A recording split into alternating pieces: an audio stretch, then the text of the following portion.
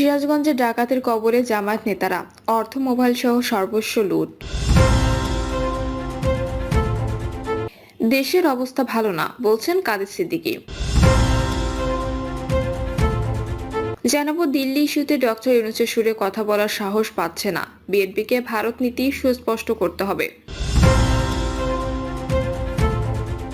এবং সর্বশেষ জানাবো ঈদে ট্রেনে ফিরতি যাত্রায় অগ্রিম টিকিট বিক্রি শুরু 24শে মার্চ। শুনছিলেন সংবাদ শিরোনাম, এবারে বিস্তারিত। সিরাজগঞ্জে ডাকাতের কবলে জামায়াত নেতার অর্থ মোবাইল সহ সর্বস্ব লুট। সিরাজগঞ্জে ডাকাতির শিকার হয়েছেন বাংলাদেশ জামায়াত ইসলামী রাজশাহী শাখার নেতারা। অস্ত্রের মুখে পৌনে 1 লাখ টাকা মোবাইল সহ তাদের সর্বস্ব লুট হয়েছে। অভিযোগ সূত্রে জানা গেছে, রাতে ঢাকা থেকে বাংলাদেশ আদর্শ শিক্ষক ফেডারেশনের সম্মেলনে অংশগ্রহণ শেষে মাইক্রোযোগে রাজশাহীতে ফিরছিলেন জামায়াতের নেতারা। তাদের মাইক্রোটি সিরাজগঞ্জ যমুনা সেতুর পশ্চিম সংযোগ সড়কের কোনাবাড়ি ধান গবেষণা ইনস্টিটিউট পশ্চিমে ঝাওল এলাকার পৌঁছলে ডাকাত দল তাদের মাইক্রো লক্ষ্য করে ঢিল ছোড়ে। এ সময় শব্দ শুনে মাইক্রোর চালক চাকা ফেটে গেছে ভেবে গাড়িটি রাস্তার পাশে দাঁড় করান। এ সময় মুহূর্তের মধ্যে কোনো কিছু বুঝে ওঠার আগেই হঠাৎ ছাদ থেকে 8 জনের ডাকাতের দলটি ধারালো অস্ত্র, রামদা, হাসুয়া, ডেগার ও লোহার রড নিয়ে এসে হামলা চালায় এবং সবাইকে জিম্মি করে এবং সকলের নগদ অর্থ মোবাইল লুট করে নিয়ে যায়। দেশের অবস্থা ভালো না বলছেন কাদের সিদ্দিকী। কৃষক শ্রমিক জনতা লীগের প্রতিষ্ঠাতা সভাপতি বঙ্গবীর কাদের সিদ্দিকী বলেছেন, এবার একটি বিশেষ পরিস্থিতি চলছে, সেজন্য এসেছি। সবাইকে বলছি আল্লাহর কাছে প্রার্থনা করুন, তিনি যেন বাংলাদেশে আমাদের শান্তিতে রাখেন। দেশের অবস্থা ভালো না, আমরা যাতে শান্তিতে থাকতে পারি, সাধারণ মানুষ যাতে বাজার করে খেতে পারে, বাজারে দ্রব্যমূল্য যাতে নিয়ন্ত্রণে থাকে, মানুষের আয়ের সঙ্গে যাতে ব্যয়ের সামঞ্জস্য থাকে। কাদের সিদ্দিকী বলেন, আল্লাহর যদি প্রার্থনা কবুল করেন, দুনিয়ার কোনো শক্তি নেই যে তা বিফল করবে। দিল্লি ইস্যুতে ডক্টর ইউনূসের সুরে কথা বলার সাহস পাচ্ছে না, বিএনপিকে ভারত নীতি সুস্পষ্ট করতে হবে। 1949 সালে জন্ম নেওয়া আওয়ামী লীগকে একসময় মনে করা হতো দেশের মাটি ও মানুষের দল। সেই দল ক্ষমতা দীর্ঘায়িত করতে স্বর্ণলতার মতোই দিল্লির উপর নির্ভরশীল হয়ে পড়ে। মেরুদণ্ড না থাকায় স্বর্ণলতা যেমন অন্য গাছে জড়িয়ে ধরে বংশ বিস্তার করে, শেখ হাসিনা আওয়ামী লীগও তেমনি ভারতের উপর নির্ভর করে রাজনীতির চর্চা করেছে। ভারত নির্ভরতার শেষ পরিণতি কি হলো? 5ই আগস্ট ক্ষমতাচ্যুত হওয়ার পর হাসিনা পালিয়ে দিল্লিতে আশ্রয় নেওয়ার পর দেশে দলটি কার্যত অস্তিত্বহীন। দেশ এখন রাজনীতি এবং স্বাধীন মত প্রকাশের উর্বর ভূমি। 71-এর স্বাধীনতার পর শেখ মুজিব বাকশাল গঠন করে অন্যদের রাজনীতি চর্চা নিষিদ্ধ হয়।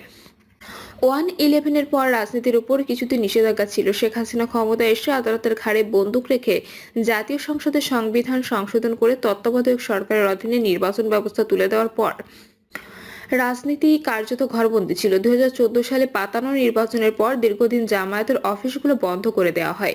বিএনপিকে মাঠে নামতে দেয়া হয়নি এবং দলটি বন্ধ হলঘরে সভা সেমিনারের মধ্যে রাজনৈতিক কর্মসূচি পালন করে। মানবাধিকার লঙ্ঘনের দায়ে র্যাব ও সংস্থাটির 7 জন কর্মকর্তার উপর যুক্তরাষ্ট্র নিষেধাজ্ঞা দেওয়ার পর বিএনপি বাধা বিপত্তির মুখেও মাঠের রাজনীতিতে সক্রিয় হয়। গত 5ই আগস্ট ছাত্র জনতার অভ্যুত্থান এবং 8ই আগস্ট ডক্টর মোহাম্মদ ইউনূসের নেতৃত্বে অন্তর্বর্তী সরকার গঠনের পর মুক্তবাজারে রাজনীতির দরজা খুলে যায়। এখন ভয় ভীতিহীন রাজনীতি চর্চা চলছে। কবি হেলাল হাফিজের ভাষায়, এখন যৌবন যার মিছিলে যাবার তার শ্রেষ্ঠ সময়। অন্তর্বর্তী সরকারের শাসনামলে চলমান মুক্ত বাতাস কার্যত রাজনৈতিক দলগুলোর যৌবক সময় ধরে নেওয়া যাক। এ সময় দলগুলোকে বাধাহীনভাবে জনগণের কাছে গিয়ে নিজেদের রাজনীতির চিন্তা চেতনা শোনাবেন, জনগণ তাদের পক্ষে আসবে। এতে জনগণ রাজনৈতিক দলগুলোর কাছে কি চায় সেটিও বোঝা যাবে। কিন্তু রাজনৈতিক দলগুলো কি সে সুযোগ নিচ্ছে? এখন দেশের সবচেয়ে জনপ্রিয় এবং বৃহৎ রাজনৈতিক দল বিএনপিকে তাদের রাজনীতি পরিষ্কার করতে হবে। বিশেষ করে হিন্দুত্ববাদী ভারত নীতিতে দলটির অবস্থান সুস্পষ্ট করতে হবে।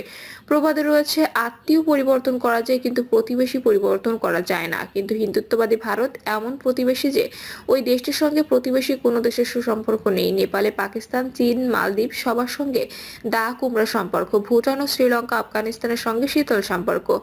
কেবল হাসিনা রেজিমে বাংলাদেশের সঙ্গে সুসম্পর্ক ছিল। প্রখ্যাত দার্শনিক ও দেশের রাজনীতির জীবন্ত কিংবদন্তি বদরুদ্দিন উমর বলেছেন, শেখ হাসিনা ছিলেন ভারতের কৃতদাস। দিল্লি যেভাবে নির্দেশ দিত, হাসিনা কৃতদাসের মতো সেভাবে দেশ চালাচ্ছিলেন। মূলত সিকিমের লেন্দুব দর্জির মতো শেখ হাসিনা ভারতের স্বার্থ রক্ষা করে 15 বছর দেশ পরিচালনা করার পালানোর পর দিল্লিতে আশ্রয় পেয়েছে, কিন্তু দেশের মানুষ প্রতিবেশী ভারতকে বন্ধু রাষ্ট্রের বদলে শত্রু দেশ মনে করছে। হাসিনাকে বিশ্বের কোনো দেশ আশ্রয় না দিলেও দিল্লির আশ্রয় দিয়েছে। অতঃপর গত 7 মাসে বাংলাদেশের বিরুদ্ধে ভারত যা করেছে তাতে ওই দেশকে বন্ধু দেশ মনে করার কোনো কারণ নেই। গত 7ই মার্চ গুলশানের একটি হোটেলে কূটনীতিকদের সম্মানে ইফতার মাহফিলে অনেকগুলো দেশের কূটনীতিকরা অংশ নেন, অথচ সেখানে ভারতের হাইকমিশনার প্রণব ভার্মাকে নিয়ে বিএনপি নেতাদের অতিমাত্রায় মাখামাখি দেখা গেছে, যা নিয়ে সোশ্যাল মিডিয়ায় বিতর্কের ঝড় উঠেছে। যে ভারতের বাংলাদেশের আইন শৃঙ্খলা পরিস্থিতি চুরমার করার চেষ্টা করছে, প্রশাসনের রন্ধ্রে রন্ধ্রে ঢুকে বিশৃঙ্খলার অপচেষ্টা করছে, জিরো টলারেন্স নীতি ঘোষণা করে সীমান্তে বাংলাদেশ হত্যাকাণ্ড চালিয়ে যাচ্ছে, সঙ্গত কারণে ভারতের প্রতি সাধারণ মানুষ বিক্ষুব্ধ। 2014 সালে শেখ হাসিনাকে ক্ষমতায় রাখতে ভারতের পররাষ্ট্র সচিব সুজাতা সিংহের এরশাদকে জোর করে নির্বাচনে নেওয়ার কাহিনী সবার জানা। ওয়েস্টিন হোটেলের ইফতার মাহফিলে পশ্চিমা ও মধ্যপ্রাচ্যের দেশগুলোর কূটনীতিকদের গুরুত্বপূর্ণ নেতাদের টেবিলে বা না বসিয়ে প্রণব ভার্মাকে বসানো হয়। বিএনপি নেতাদের অতি মাখামাখিতে নেটিজেনরা প্রশ্ন তুলছেন, দিল্লির সমর্থন ছাড়া রাষ্ট্রীয় ক্ষমতায় যাওয়া সম্ভব নয়। বিএনপি নেতারা এখনও কি সেটি মনে করছেন? তা না হলে তো উন্নয়ন সহযোগে চীন, জাপান, ইউরোপীয় ইউনিয়ন ও মধ্যপ্রাচ্যের দেশগুলো দ্বারা রাষ্ট্রদূত নিয়ে বেশি উচ্ছ্বসিত হওয়ার কথা। শুধু তাই নয়, ইফতারে দিল্লির এজেন্ডা বাস্তবায়নে সক্রিয় একটি বাংলা ও একটি ইংরেজি দৈনিকের সম্পাদকের হাস্যোজ্জ্বল দেখা যায়। কিন্তু জাতীয়তাবাদী ধারা ও ইসলামী মূল্যবোধে বিশ্বাসী অনেক গণমাধ্যমের সম্পাদকদের দেখা যায় না। এর দৃশ্য দেখে সোশ্যাল মিডিয়ায় নেটিজেনদের কেউ কেউ বিএনপির ইফতারে হাস্যোজ্জ্বল ওই সম্পাদকের পত্রিকায় ছাপানো লেখা তারেক রহমানের বিচার করতে হবে জুড়ে দিয়ে ফেসবুকে পোস্ট করেছেন। একদিনের ছবি সহ তারেকের বিচার দাবির প্রবন্ধ, অন্যদিকে ওই লেখকের সঙ্গে বিএনপি নেতাদের হাস্যজ্জ্বল ছবি জুড়ে দেওয়া হয়েছে, যা বিএনপির জন্য বেমানান। নেটিজেনদের অনেকেই লিখেছেন, দিল্লির সূর্য ঢাকায় অস্তমিত হয়েছে, এখন আর দিল্লির লেজুর ধরে কোনো দলের লাভ হবে না। জামায়াত যতই লাফালাফি করুক, নির্বাচন হলে বিএনপি এককভাবে ক্ষমতায় যাওয়ার পরিবেশ বিদ্যমান, কিন্তু দল